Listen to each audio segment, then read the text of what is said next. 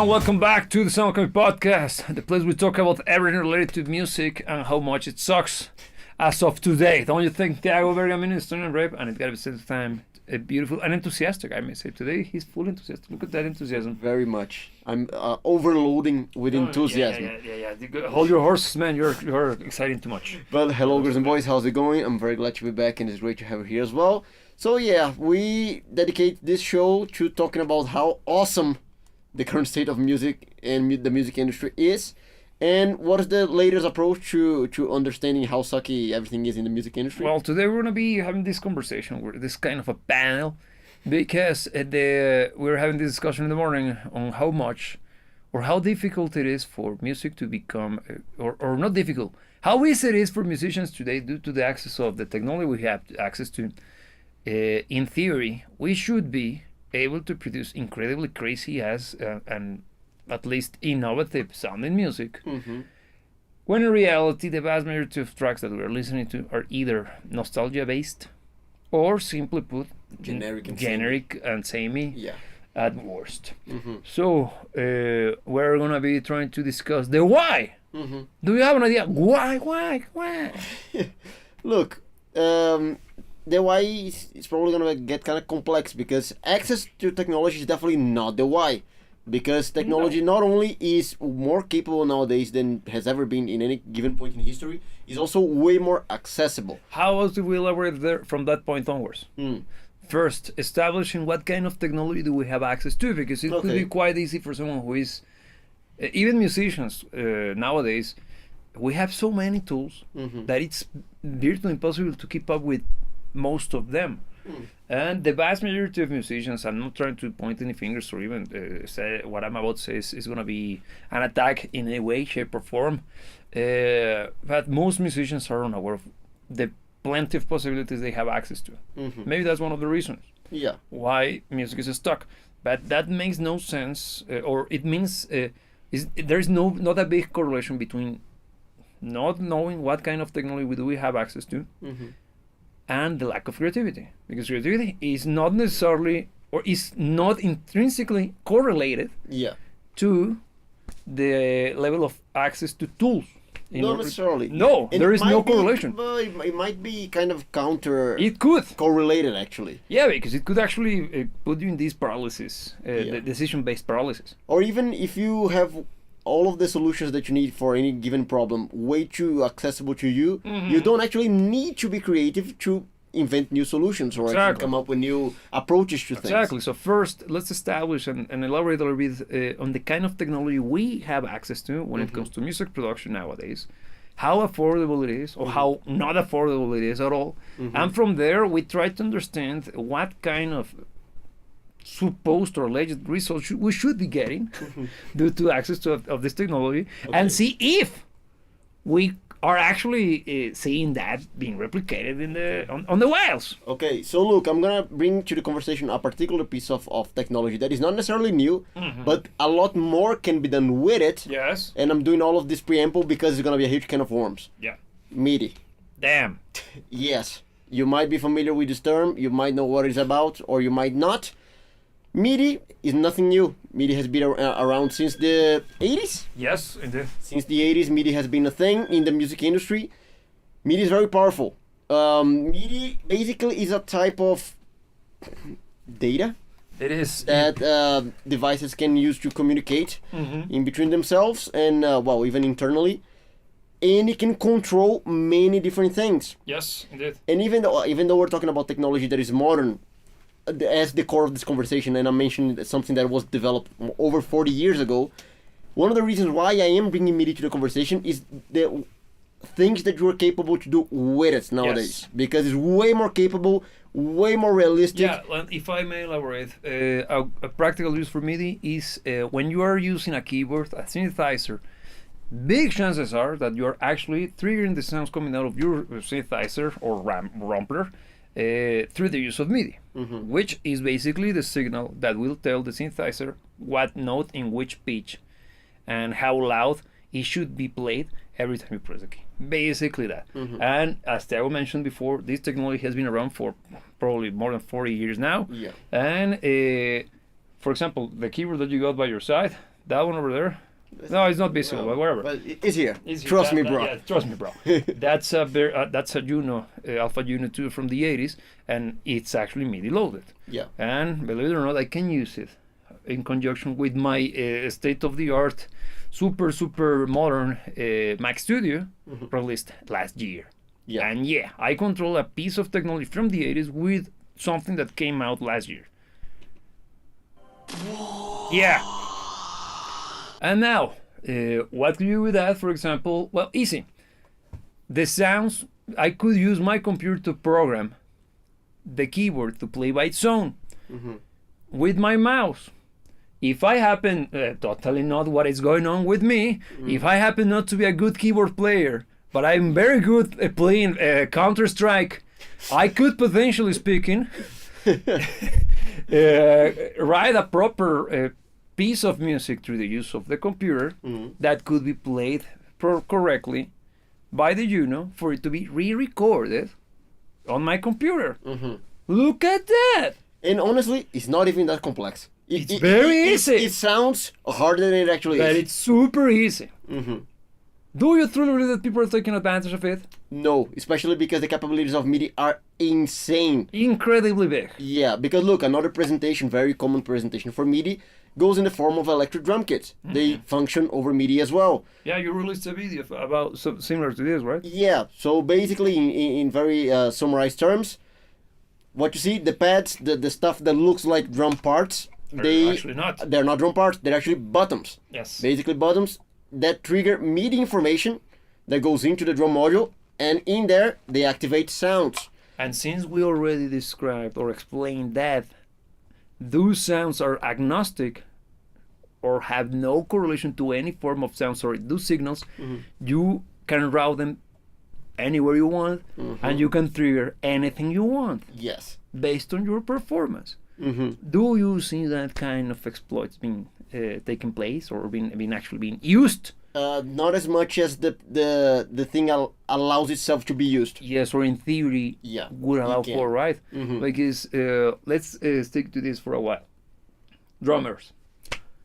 And look, this is coming from someone who thinks that and says that innovation is not good or bad. It's simply a feature.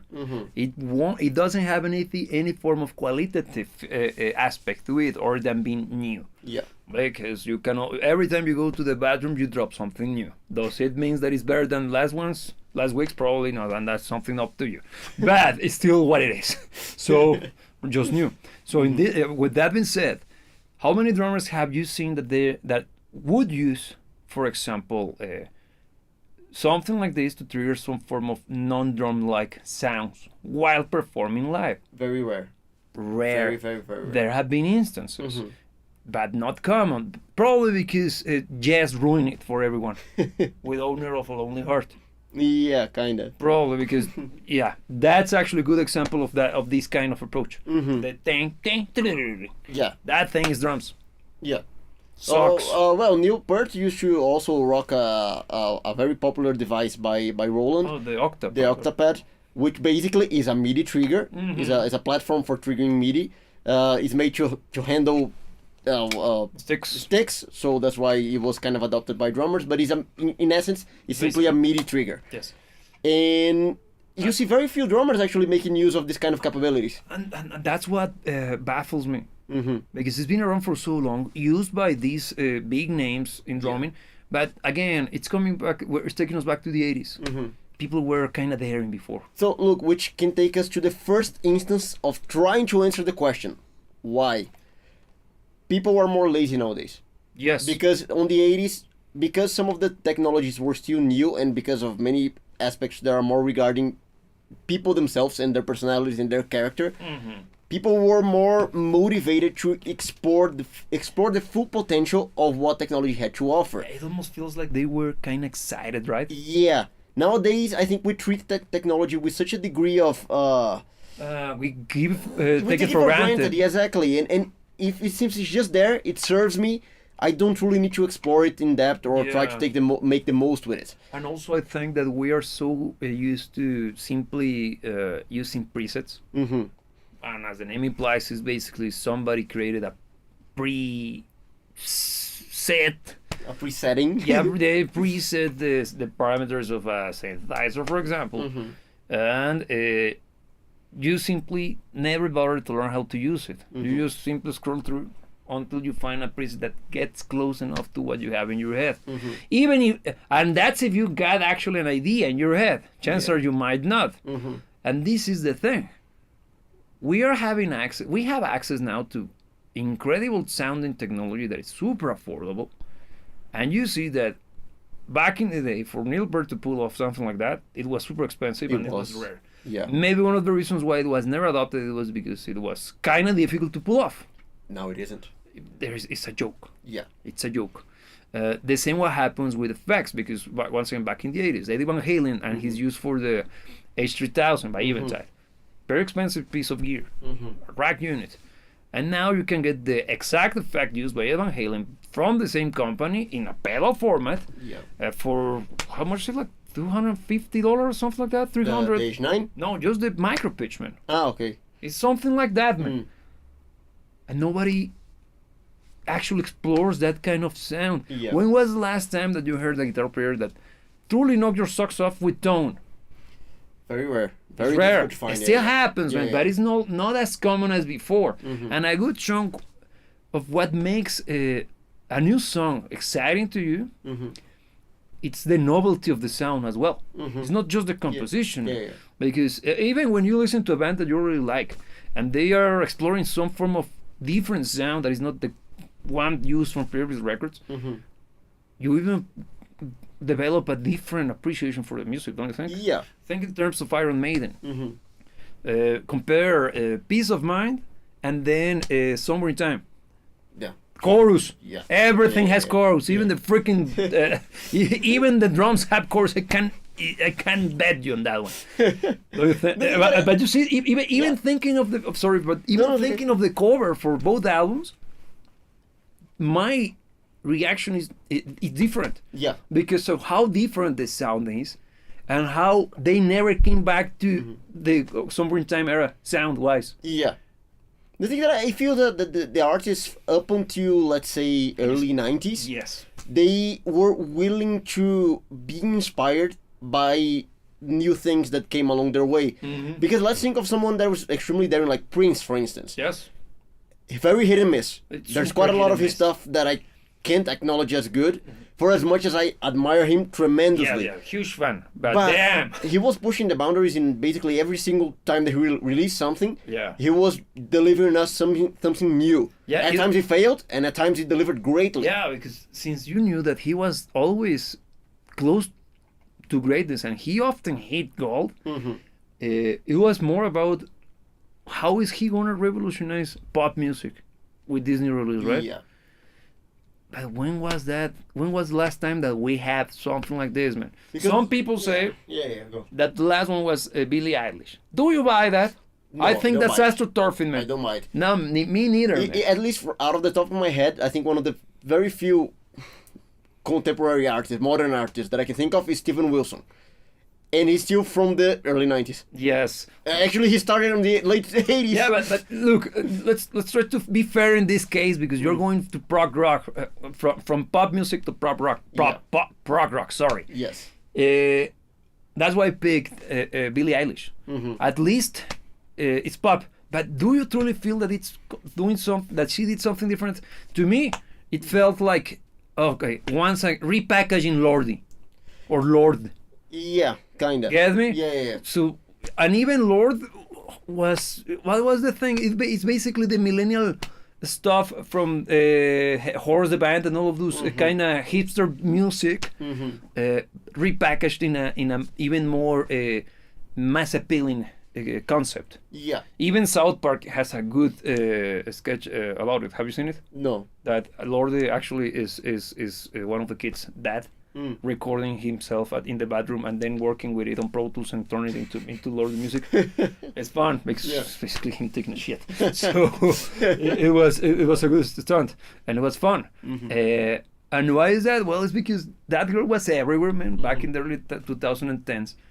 But when I heard of her, people were like praising her, right? Like, no, this is super innovative pop music. I have never heard something like. Okay, I was thinking maybe it could be like Kate Bush, which is very different. Listen to like. Yeah.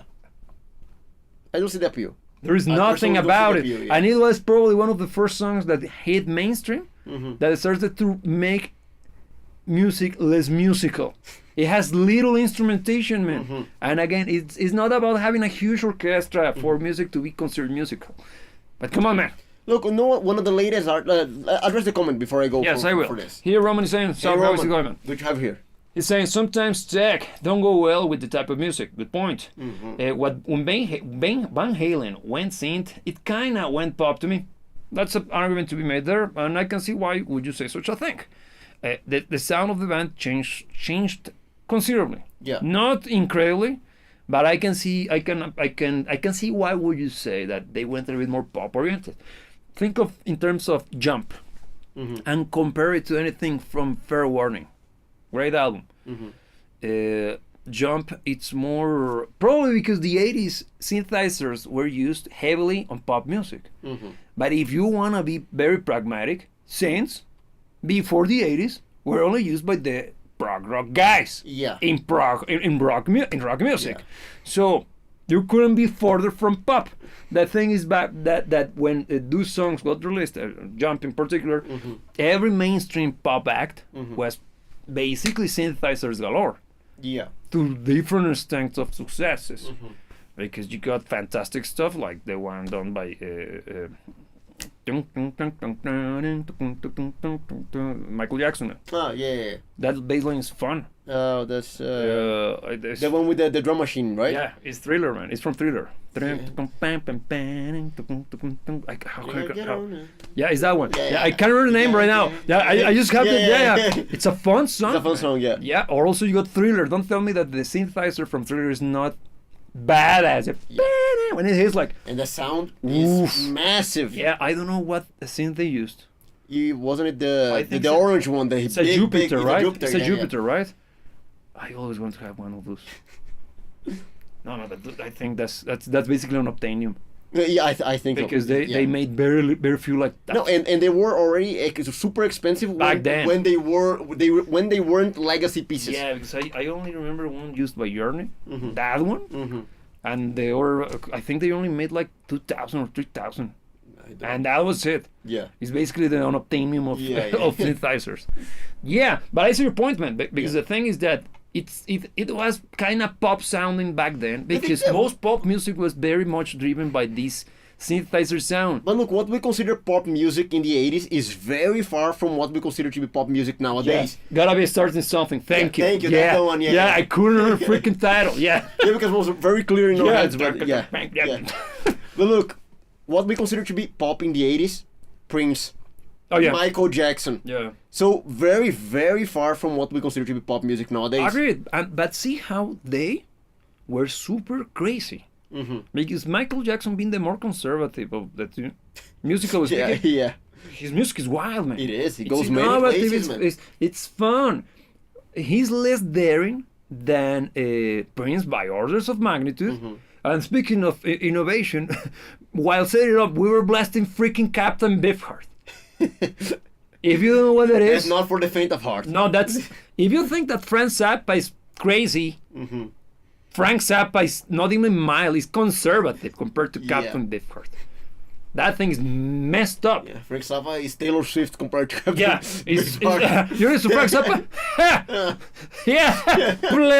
Yeah, is that crazy? Totally. Well, recommended just for the curiosity factor. It's interesting to know. I do recommend it as a musical experience that's not necessarily going to be pleasant, but it's going to be enriching. It's well crafted. Yeah. It's very well crafted. It's way too crazy. It's basically just see how far it can push. Yeah. Because in mine, all of the excesses from that jazz, like that jazz, the super contemporary one, plus all of the excesses from prog rock. Yeah. Plus all of the excesses from the 70s in music. It's a mess. It is. It doesn't hit. No, it rarely does. It rarely does. You're like, But everything is well done. Yeah, it's just that's the way thing. too nuts. You keep listening to it like, this is terrible, man, but it's so well crafted. You're like, there is intent behind this shit. Yeah. Yeah, well, you do you. Give it a try. Captain Beef Heart. Look, But going back to the whole thing with innovation, with tech. let's try to, because we already established a little bit of a timeline. We mentioned the early 90s being one of the moments that we can see the shift happening. But look, in the 90s, I would say that things that the 80s were kind of all over the place, man. In the sense of you get in crazy and daring compositions out of the use of technology. Yeah. The adoption of synthesizers in different genres of music. Some of them more hit and miss, as Roman here is saying. Some development of even electronic music, man. Mainstream electronic music, not necessarily because it was already happening before. Yeah. And also incredible effort in production of music, man. Yeah. Because you hear albums like the stuff produced by Alan Parsons during that period, Yeah. or ABC's Lakes of Love, incredibly recorded and produced albums, like probably some of the best best sounding ever. Up to this day. Up until this day. Yeah. The thing is that we in the mixing world always referred back to those guys due to how beautifully recorded and incredibly mixed they are. Or even Kate Bush stuff. Is there kind of like an exponent of modern mixing? What would be the highest point of mixing in let's say the last 15 years? In my opinion, I would say the album from what's the name? Daft Punk. Oh yeah, the Ram. Yeah. That's a beautiful sounding record, man. Yeah. Beautiful. Everything about it is fantastically mixed, man. That was a creative album. I actually think that's one of the most well done executions of using modern technology in the production of music that I consider to be good. I'm not a fan of Daft Punk, but that album is very good.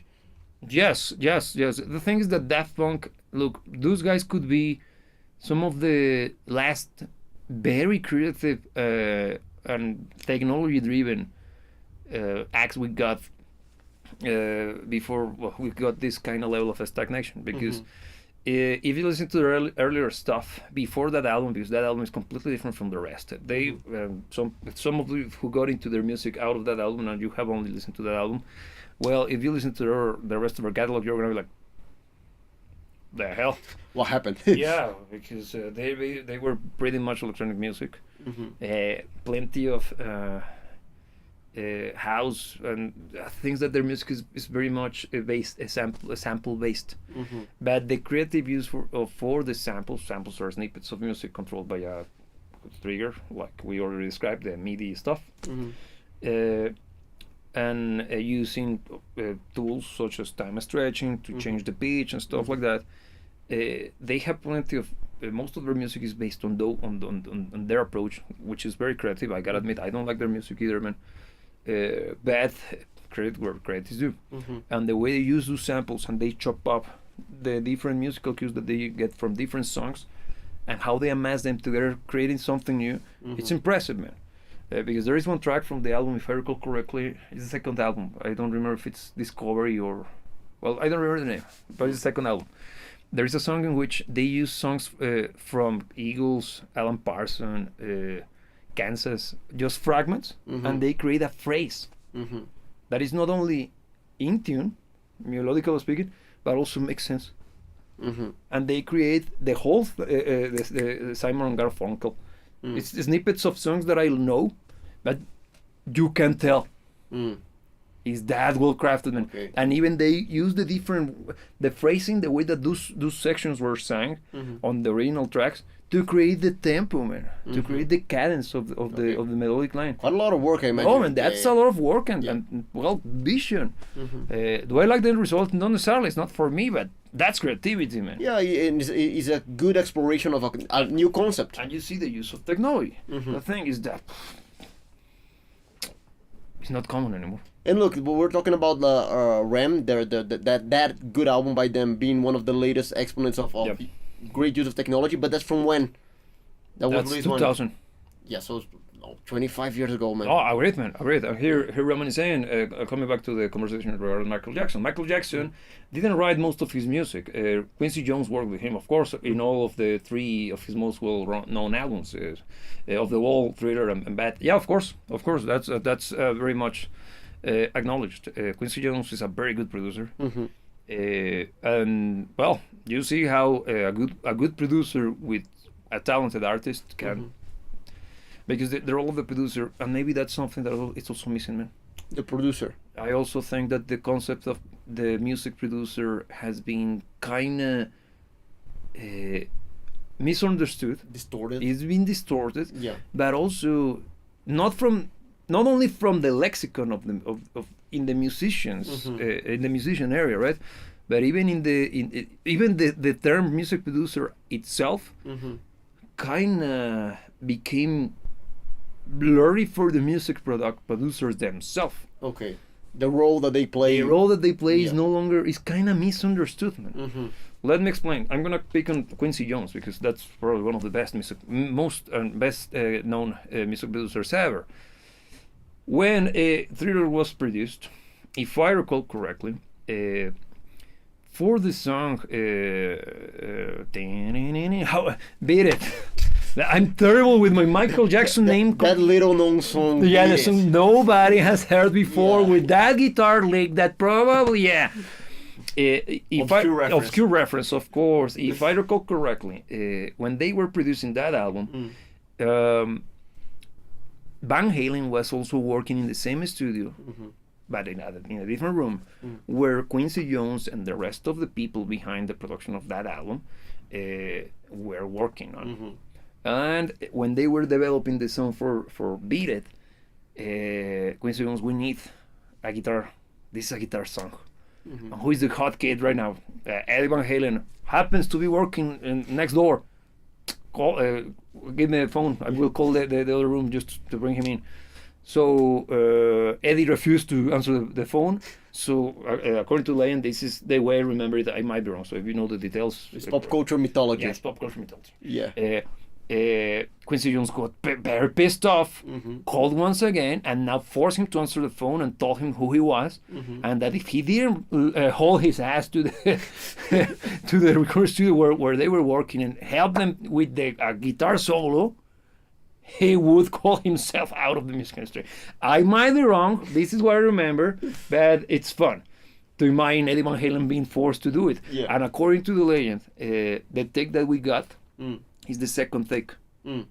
He was warming up, and it's that good, man. and it's not me being the fanboy I am. Not. It's actually factual. Most of the shit that he recorded was the first take. Not because he was that big of a genius, because he considered himself that bad. He couldn't replay. Yeah, stuff. Like, this one and done, man. Look at that. So probably no, that's what a genius would say, man. Allegedly, of course. So and we got a fantastic guitar solo. Super memorable. Yeah. Super memorable. But you see, the vision.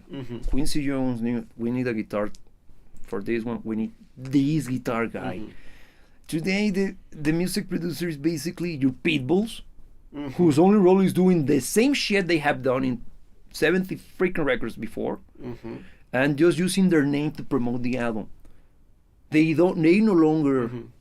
The famous ones are no longer doing this kind of stuff. I think the only one who is kind of there still is Pharrell. Okay, and kinda, because he always does the. But look, now trying to identify what might have changed in this particular aspect of music, the music production and music producers specifically. I feel that the music producers of up until that point in time where things change, we can pinpoint it later, they had the role of making sure that the vision, be it their artists of their own or their collaborative visions, were fulfilled through the process of making music. Yes. So it was about vision. If you boiled it down up to this more basic form, I think music production nowadays is about ensuring that it's mass appealing. Yes. I think you have, for instance, you mentioned Pitbull, and I think that's why this idea came to mind. What Pitbull does is replicate a formula that works. Yep. So his role is not to ensure vision. It's actually, vision might be counterproductive. It's actually the anti-vision. Yeah, because it's the opposite. Okay, look, you have this thing that you want to call music. This doesn't work. What I do works. So I'm gonna get what you're doing. Yeah. I'm gonna put it in this formula, and that's how we're gonna output it. And that's it. And I think this is the current state of music production. Yeah, and it's been the same for probably 20 years. Yeah. Here Roman is saying, and this is actually quite interesting. In the late 70s, punk was the new thing that was going to replace rock music. Everybody praised it, quote unquote. To me, punk was Neanderthal compared to rock. Your words, not mine. I agree, but don't say that loudly. There is no creativity in it in my mind. No. Look. How can I say this without getting in trouble? I'm gonna put it this way. When was The Wall released? Early 80s. Mm-hmm. It was a massive hit, right? Yeah. Are you telling me that the next year people started hating prog rock and mass out of nowhere, organically? Are you saying that the music that was the most popular 2-3 years ago, in a world without internet access, the taste of the masses changed like this from a genre that was renowned for its expansive, thought-provoking, complex song structure, got replaced in 3 freaking years by the total opposite in any shape, way, or form, organically? Right. Thank you. One other example, what happened to grunge? Yeah. Or more importantly, what happened to hard rock? Hard rock. Are you telling me that after the success that was White Snake's 1987, Appetite for Destruction by Guns N' Roses, if I recall correctly, 89? Yeah. Van Halen's 5150, I think. Or I owe you to that one with the number. 7. Yeah, whatever, that one. By 1992, got replaced by Nirvana. Suddenly nobody cared for that anymore, and now it was out of fashion playing guitar solos. Yeah. Right after the incredible success that was the Black Album in 91. Yeah. Also, the same year in which they released freaking Use Your Illusion 2. Yeah. So riddle me this, Batman. Without the internet, could it be that it almost feels like somebody skewed the conversation towards a particular side? Are we gonna go there? No. Just saying, the people, it almost feels like the industry decided what was the hot thing, right? Yeah. Like, because let's promote this. What's this? It comes from the ghetto. It's rap. Only people from the ghetto likes it. Let's make everybody like it. It feels like that. I don't know. I might be wrong. Well, I'm just pointing at things. Before we get to even sketchier territory, let's just acknowledge the idea that it might have been pushed to some degree. Wargaming. Let's leave it at that for the time being. But then, let's think from the other perspective. Why was there no pushback? Could it be because due to social pressure, man? Do they? It almost feels like they use the leverage of. I'm just saying, hypothetical speaking. Of course. This is just me playing war games in my head. It almost feels like through the use of the sheer might of social pressure, the need of, especially teenagers, who happens to be the biggest market for new music. And also happens to very much the one that is susceptible to the moves and flows of society due to the intrinsic need of a teenagers to feel part of a tribe. It almost feels like they used that leverage to skew the adoption of certain products. Interestingly enough, I think the early mass adoption of let's say punk When did that happen? by teenagers, that happened in the late 70s, Yeah, but I think it was massively adopted in the late 80s. late 80s. Yeah, because it became a thing in the late Mid 80s. 70s. Yeah, Mid 80s was kind of peak. yeah. And also, what happened during the 80s? Well, many things. No, among many things, but music industry wise, I remember that something killed the radio star. Mm. You TikTok. say, yeah, it was TikTok. You're saying. Okay, so. Do we have a comment to No. drive us away from this gigantic can of worms? Yeah, that makes sense. Yeah, It's just keeping that- us here. It does make sense. No, of course it does. But I don't know how far can I keep pushing this, because I think we're gonna get in trouble. So look, let's try to take it from a different angle then. well, Different angle. it was a. Now that we understand Mm-hmm. that it sucks now and it didn't used to suck before, Yes. more than likely there were some external pushes involved. Yes. Let's acknowledge, but leave it there for the time being. How can we revert to a point of music making where we approach things in a similar way, let's say, to the one that we did in the 80s? Okay. Circling back to the whole notion of this conversation, because it's related to this. Tech and the misuse of tech, because it's clear that the technology we have access to it could have been unthinkable even in the early 2000s. Yeah. Just thinking about what we're doing right now with you, live streaming, it was impossible. I would have never thought that this will allow, technology will allow for something like this to be done. This guy alone, just this that you can see here, This is is the replacing full studios Yes, from 30 years ago. yes.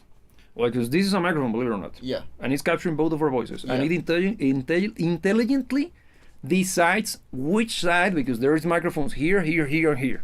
Yeah. It decides based on the sound or the sound pressure level coming from each of the sides, which microphone is going to be prioritized, muting his microphone when I speak, And when I speak. and vice versa. That's Yeah. why we try to keep, take turns when speaking, not only out of courtesy. Yeah, no, because respect be damned. It's just be- a lot of technology. It's out of limitations of technology. So something like that, even 10 years ago, I wouldn't buy it. I wouldn't even think that it would be possible to be done by the device itself. And Yeah. this is me already working here in the music studio environment. So, how many people are using this kind of shit?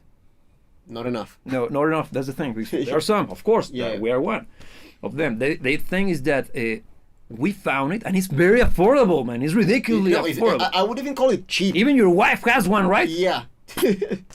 Because that's If his wife has one, Yeah. that tells you many things. Because with all respect, that she's not a techie, man. no. It's She's well, normie, normie. as normie as she can be, Yeah. right? So Love her with all my heart. Yeah. that we don't give a damn about Normie. that. That's your problem. That's your decision. But the thing is that she's a normie. Okay? So the thing is this. The motivation behind expanding the use of tech, it's kind of dead, man. Because people are just think in terms of how do they manage to convince people to buy a new iPhone every freaking year? By little to non-consequential increments in quality. No, it's the sheer might of marketing because It's- the product itself has nothing But to dude, convince you. I don't think it's marketing, man. Because they are convincing people that, of course, marketing is, but let me rephrase it. It's not marketing alone.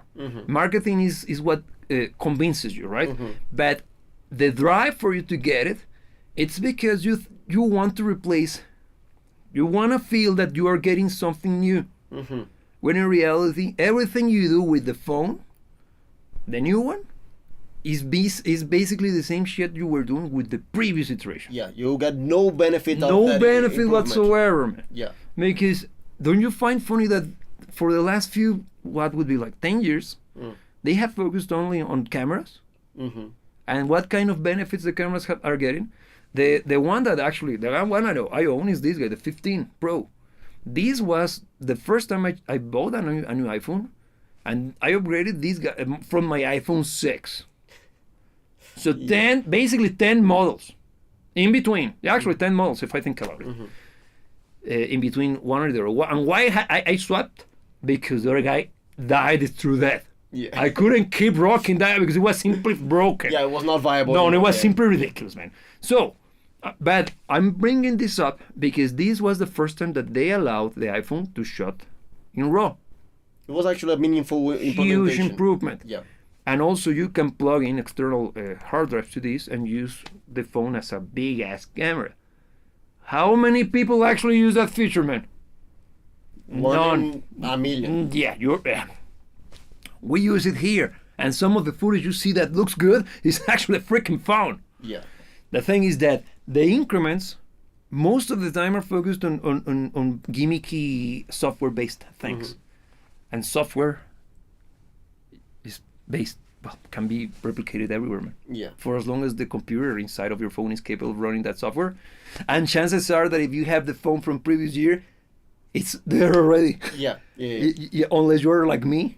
The thing that if you're updating for every new version that comes out, more than likely you're not buying the benefit. You're buying the sensation that you're upgrading, not even the upgrade itself. Let me check this comment. This is kind of interesting. Let me see if I understood it first correctly. Roman here is saying, I think the future is technology will merge with music, and the musician will in turn merge with technology. They will become one. Let me try to see. If you can elaborate in what way? Yes, I'm gonna try to understand it because I can see. I think I get you, man. But I would like to see to confirm it. So what I'm about to say is my interpretation. Yeah. And if I'm wrong, I will see. Technology is advancing super fast. The thing is that I don't see music being affected by it. And being someone who is in the business of producing music, I'm basically at the vanguard of the music technology advancements. We today, for example, I can record something with my voice, and I can swap my voice for a girl's voice, realistic sounding girl's voice, with the flick of a button. And it works beautifully. It's incredible. Yeah, it's AI shit, yes. But is it ethical to use it and produce music with it? No. Bad. How about this? Let's say that I'm working on a track and I would like to have a female vocal arrangement that backs up my voice. Hypothetically speaking. Hypothetically speaking. And let's say that it's going to be such a tiny phrase, probably just 3-4 words. It would be nonsensical to spend money, time, and effort on recording and organizing, coordinating 3 girls to sing 3 words for a song when I can do it with this. That's fantastic, man. Yeah. Second, how many people will be using it for that? Are you truly convinced that they will?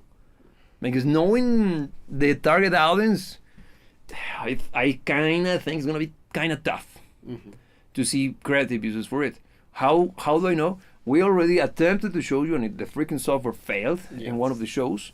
I think a technology similar to this, what I'm describing. Yeah. That one was based on the web. This one is already inside of the software you use to produce music. Yeah. Fantastic. Second option, and this is coming very fresh in my mind because I actually studied that software. Guitar software. Right now, we live in a world in which I plug my guitar to my computer, and I can get sounds that if I play them back to you, you will be in a kind of I can't believe this is not butter moment. You're gonna be like Fabio, like thoroughly thinking about it because is that convincing? The thing is that we got now to a point in which right now you have to dial, you gotta assemble the chain, right? And the pedals, you gotta know what you're doing. There is a new iteration of this concept in which you simply type down using a prompt and ask for the computer inside of the computer. I want the guitar tone. It sounds chunky and hairy and kinda spiky. And yes, those are the kind of words used by guitar players. and the ghost in the machine is gonna come back with something. Yeah.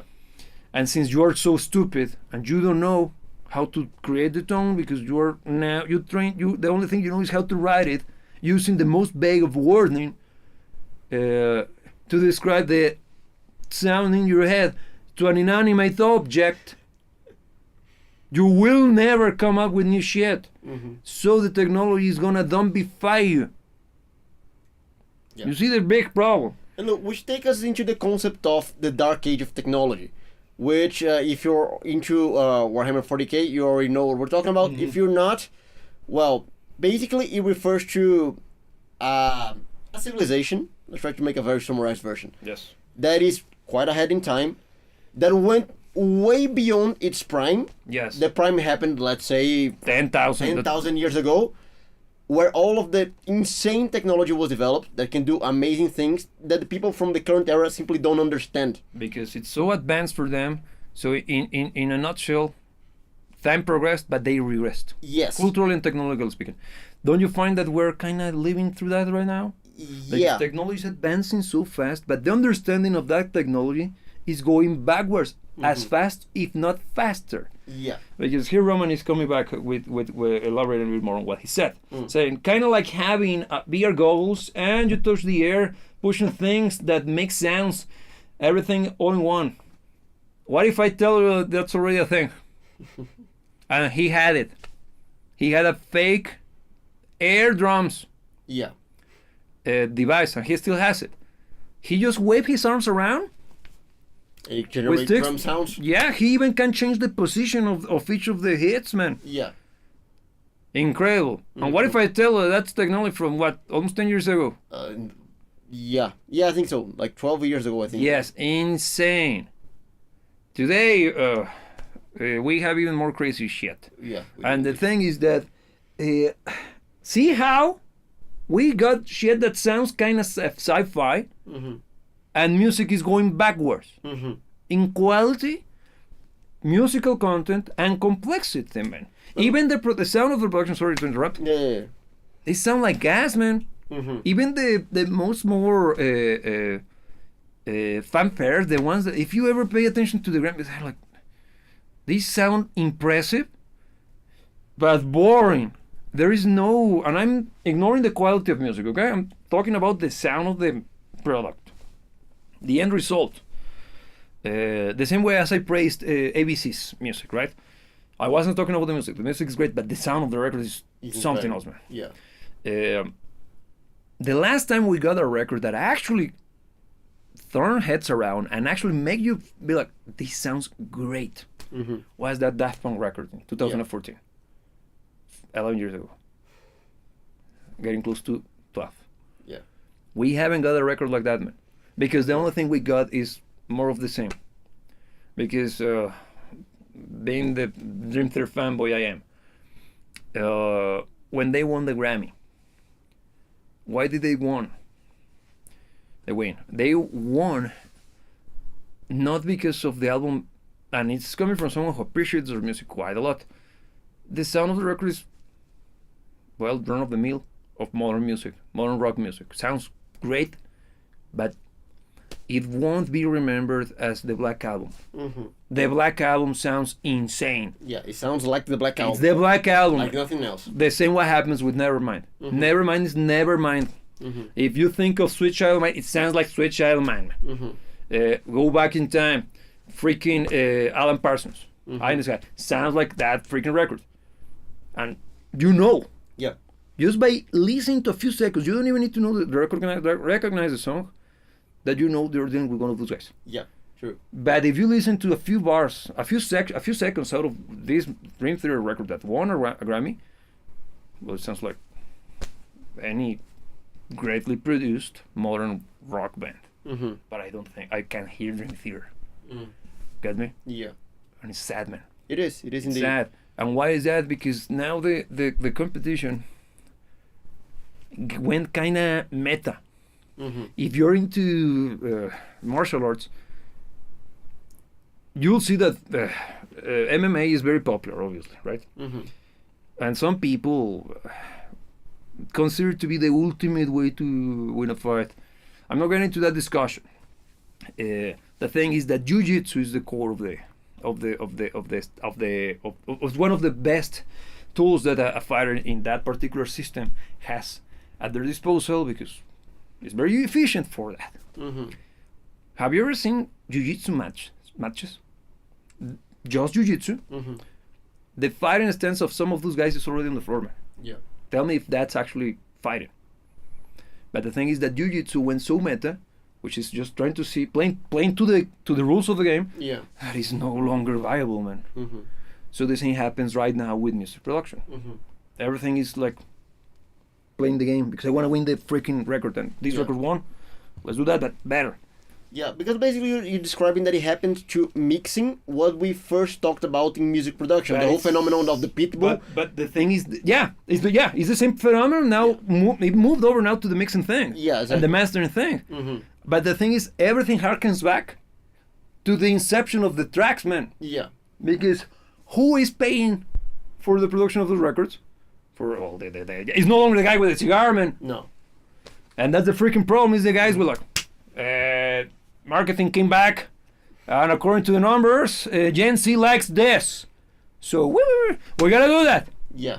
They find leprechauns fun, so our music's now about leprechauns. But sir, that sounds like wanna win, and that's the freaking priority. The directive pushing things in perpetual stasis. Let me answer back here. Yes, Romo here saying either we adapt with tech or we get left behind. We have no choice. Exactly, man. The things that I see most people being left behind. But look, the thing is also the approach to how you adopt technology. Because now I'm coming back to, let's say, the whole thing that you mentioned about the aero drums. That piece of technology about using drums to hit nothing and still produce drum sounds. Yeah. That was actually successful. You sold a lot. Yeah. But it wasn't successful, let's say, like the first electronic drum kits that made a resurgence in the 80s. It created a new market. Exactly. Yes. And I'm talking about how technology is adopted nowadays. Nowadays, when something new comes along, it's adopted as a gimmick, not as a tool. Mm-hmm. You see what happened to electric drum kits when they popped up? They actually revolutionized the music industry to a degree that was actually kind of annoying because it was overused. Yeah. But you see how many of the artists were actually willing to adopt that new piece of technology and try to do something different with it. Mm-hmm. Not because of the gimmick, not because of the novelty, but because of this tool allows me to expand. Let me see where I can take it. And just as a piece of trivia, one of the reasons why it was kind of overused in the 80s, man, the whole notion of electric drum kits, was because they were so tired of microphones recording other sections of the drum kit. They went so far into isolating the microphones, man, that when this came out, like, finally, how wrong were they, right? Because when you're sort of like, they sound super dated. Think in terms of Sharp Dressed Man or Turbo Lover. Great tracks. Yeah. I don't like Turbo Lover, but Sharp Dressed Man is a very good track. That slaps. How do they say it? It goes hard. It slaps hard? No, it goes hard. It goes hard. Okay. Kids nowadays. Hello, fellow children. Moment. It goes so hard. Yeah. It's kind of putting the lack of this, because you can clearly hear the. It's a machine, man. Yeah.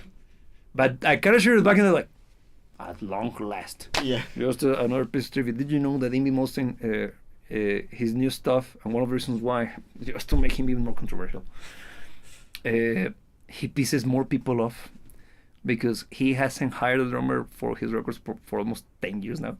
How dare he? Because he's programming everything. You know why? Because he's up to here with the whole thing with bleeding. He comes from the same era. Yeah. He's the traumatized man. Don't know what they told him. That they truly got convinced that the sound of the ambience of the drum kit was bad. And if you think about the sound of that turned the page dramatically in the 90s, which was Nevermind. What was it? It's very ambiency. It's ambiency. Very, very ambiency. Because that's why when taka, Yeah. it sounds massive. Yeah. Quite a lot of room. Yeah. Yeah. But wherever. It's fun to look at it from this perspective. Like, and he's still sticking to his guns. I think that sound feels clinical. Yeah. But too clinical. Too clinical. Yeah. And we already, I think that finally metal music is finally leaving the stupid trend that was overly doctoring everything. And replacing the entire drum kit with samples. Yeah. I think we're kind of getting out of that cage. Finally. I hope so. Me too, because it's lame. But there are great records that I love to do, but Can hear the triggers. yeah, I even he's coming from that library. I got to that point, man. Yeah. I go, this is superior drummer. This is BFF. I know what was it? BFD. Which one's that? It's big freaking drums. Oh, that's a good name. It is. and I want to believe that it's paying homage to the gun from Doom. Okay, but wherever. Here Roman is Nerding saying, on many layers. yeah, I went full on nerdy. Yeah. Okay, Roman here saying, we will merge with the machine. Welcome to the Machine by Pink Floyd is about the music industry and broader consumer society, depicting them as cold, profit-driven, that corrupts creativity. Wow. Great song, and yeah, that's kind of a very much very good description of what we're going through right now. Because, but at the same time, man, I'm still hopeful somehow. Because Gen Z again is little by little stepping away or getting out of social media. They are reducing their use for social media en masse. It's not me. You can dig around. It's actually there is even data proving what I'm saying. They are closing their accounts in several social medias. This whole thing, for example, with Twitter, which was fun, that everybody realized that they were talking to Pakistanis and Indians, and there I saw a very great meme of the Wojak, the Indian Wojak, using the mask of the female Wojak, trying to convince people on Twitter that it was a girl. And the people answering back, being convinced that it was a girl, were guys, Indian guys. This guy says, yes. So like, yeah, actually, that's what happened. It's not even that internet theory, it's the Indian internet theory. Yeah, but, well, you couldn't say that it was killed by Indians.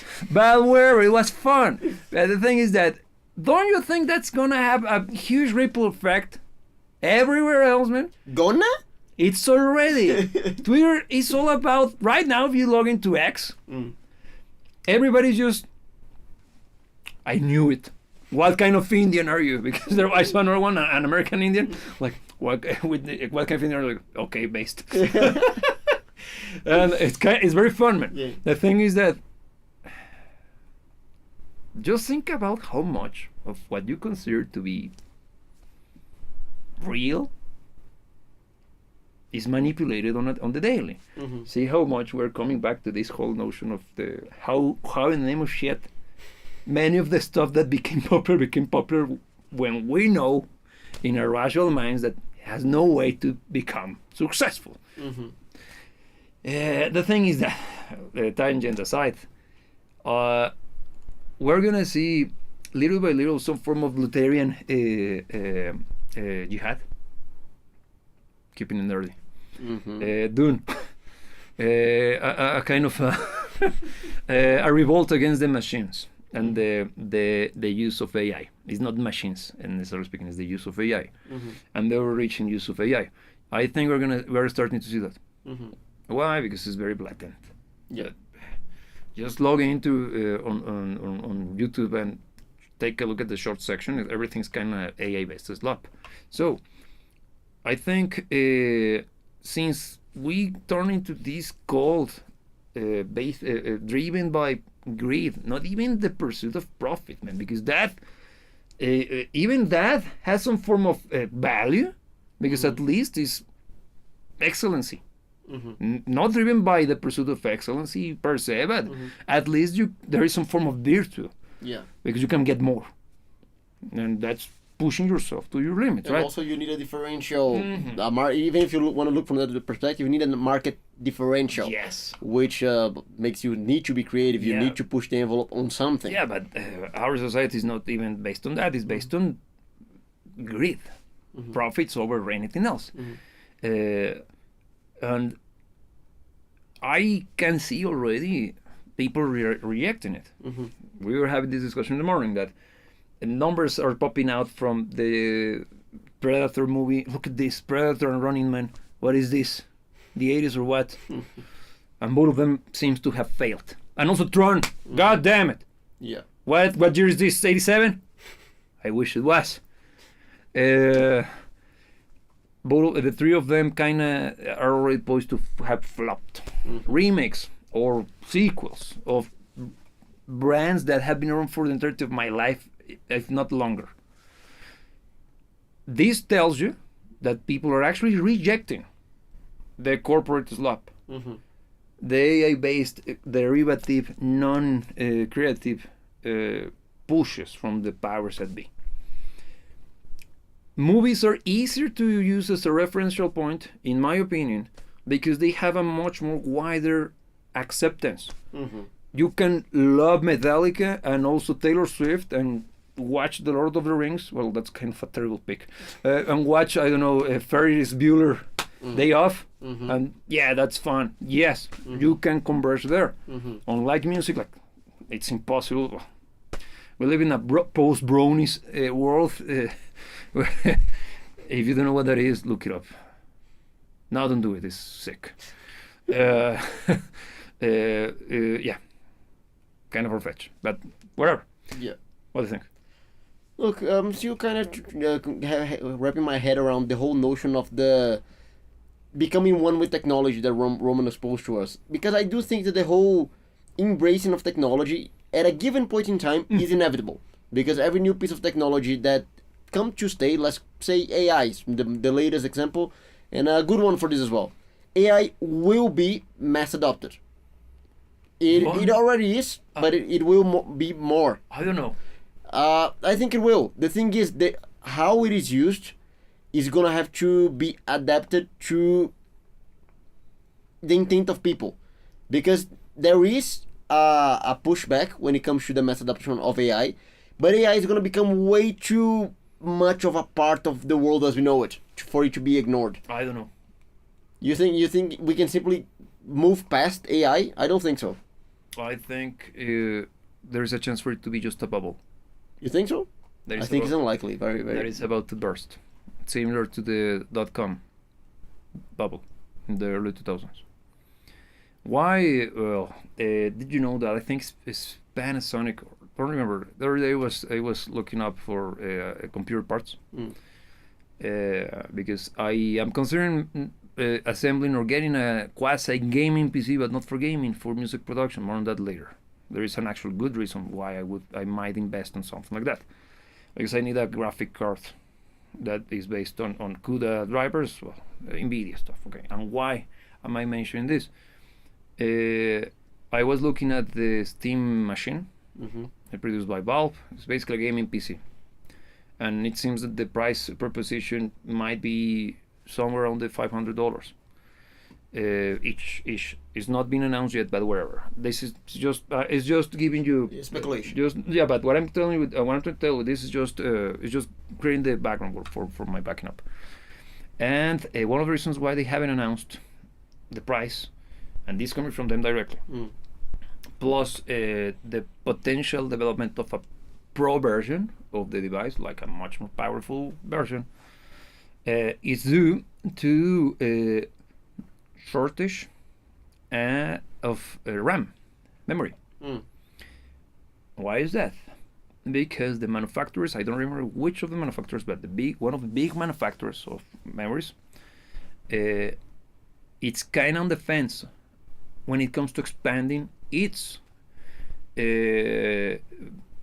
capabilities, production capabilities. Why? Because they don't know if The reason why they are kind of short is because the AI companies they became one of their biggest buyers. But they don't know, and they have numbers to back that up. They won't show the numbers, but they are very skeptical on the notion of expanding manufacturing, because they don't know if this whole thing with AI will pass away in 2 to 3 years. Think about that. And chances are that, well, have you seen any change? It's only used for memes, man. Yeah, for the most part. It's only used for that because you've been rocking AI for a while. At least this year we implemented a good chunk of the optimization of the channels and the presence online to AI. Yeah. How much does it differ from Google? It's a little bit more efficient. But it's just a little bit. It's not mind-blowingly different, right? I think we're already peak. Because it's not changing our lives in any way, man. I think we're already peak. And I think that a good chunk of what we understand of what AI will be is just the hype and the impact in our lives. Based on what I can say. I'm not saying that I'm correct, but as of today, my appreciation for it is basically this. I don't know. But I don't know either if it's going to be the revolution, because think about this.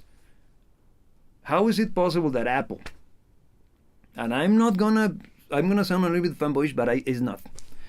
I have plenty of gripes with Apple. Everything I own here is running on Apple systems. I know the problems with them. They don't have a proper AI yet. Just think about that. Yeah. Could it be that they know more shit that we don't know? Yeah, one of the very, very obvious leading forces in the technology marketing. Yeah. Could it be that they are letting someone else take the fall if something like this happens? Because you might be saying that, well, but the U.S. government is investing heavily on it. Yeah, but could it be that it's only used for security purposes? Quote unquote? Yeah. Just saying. Maybe I'm onto something. Yeah, I personally think it's kind of unlikely that the whole thing of AI is going to be just a bubble, because it's way too broad of a technology as well, because there are plenty of different ways that AI can present itself as a technological feature. So we might see some instances of AI becoming not obscured, but simply being let go because the gimmick would have passed, the fad would have passed. But I don't see we living in a world anymore where AI is not a part of it. You sound like you just came out of the movies after watching The Matrix. Well, it's my own opinion. No. What I mean is that was a very common conversation taking place back in '99, before the bubble burst, and replace AI with internet and web pages. Well, the internet is still massively big. Email still is here, man. The thing is that it never turned out into what they were thinking, and it became this. As massive as it is, if you were there back in the, I was just a little boy. But do your research, you'll see the craze, and then the aftermath, crash, millions of dollars lost, man, because people were throwing their wallets at something that had potential, very similar to what we're facing right now. Yeah, and that's my 2 cents here. Roman is saying, tech is good to a certain point too. Too much is destroying creativity, and that could be the way to summarize this conversation. Yeah. But the thing is this. Could you say that today's shitty music, or the lack of creative, and again, creativity is not the feature, but it's what drives for uniqueness, at least, or sincerity, goddammit. Just put it there. It's not happening anymore. And it could be because with the internet, everybody's just copying everybody. You come up with something new, everybody next morning is doing the same. Yes. It's the meme with the pineapple. It's basically that. Yeah. And the thing is that since everybody does it, it's no longer unique. You won't see that kind of huge inspirational moment happening again. That's thing number one. Secondly, we got plenty of affordable technology that back in the days that we already praised would have been unthought of. It was unthinkable to acquire something like that at these prices. And it was only the stuff of legends. Now we have access to even better shit, and nothing happened. Yeah. And affordable as well.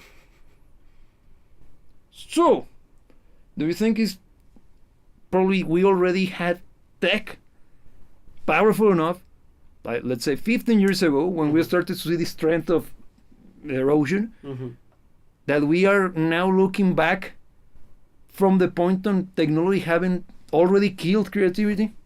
The thing, look, I personally speaking, I wouldn't say that technology killed creativity, because I think that this whole notion of technology being at an all-time high and music, let's say, because the topic of this conversation being in an all-time low, is a correlation without causation. I don't think the technology is the cause for music being sucky nowadays.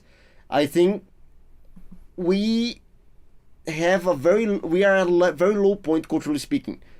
And I'm talking about people now. I'm not talking about technology. I'm talking about how people create, the motivation that people have nowadays to create something of value, to create something beautiful, to actually write a good piece of music, not only something that works on a mainstream approach to music making. Technology is simply, as we have it, is simply a tool that makes whatever is going to be currently produced be easier to be produced, be it bad or good. But people choose to produce bad, not because of the technology, because of the people themselves. Because, well, honestly speaking, I think people used to be better.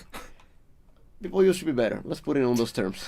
Yeah, because yeah, because in defense of tech, well, not in defense, but just to be fair, it's like saying that if you get kicked out of 109 bars, the problem is not you. Okay. Okay, what I say. Yes. So on that note, thank you for joining, thank you for watching, and this is again an open conversation for those of you watching this video post a live stream. Feel free to leave your comments. We like to read those as well and answer back. And also, if you are watching this far, don't be cheap. Just drop a like. It's for free actually, and that helps a lot. Look at that. Even look at that as technology. That's technology. Look, I'm not gaming here. Look at that. It's not. He's giving. Yeah. He's not paying attention. He's actually controlling. Look at that. The fact that we're controlling the camera, scrolling briefly. So look, this controls the entirety of the live stream. Thank you. By the people, for the people who are actually in the live stream. Yeah. To the people that are watching the live stream. You. Yeah, exactly. Look at that, and it's affordable. It is, and it's actually very handy. I like that. Yeah, it has more uses. I use it for mixing. Actually, you have seen me swap in my. And it's called a Stream Deck, not to be confused with the Steam Deck. I hate those names. Yeah, but well. Yeah, wherever. With that being said, thanks for joining, and as every single time we meet you, we remind you that you should never let anybody tell you what to dream about. Remember, never to eat the yellow snow. Yes. And yeah, don't poke the wasp nest. Yes. Don't talk to strangers. Yes. And don't take candy from strangers. Of course not. That was a deal reference, man. Don't talk to strangers. Yeah. Wherever. Thanks for watching, and we'll see you.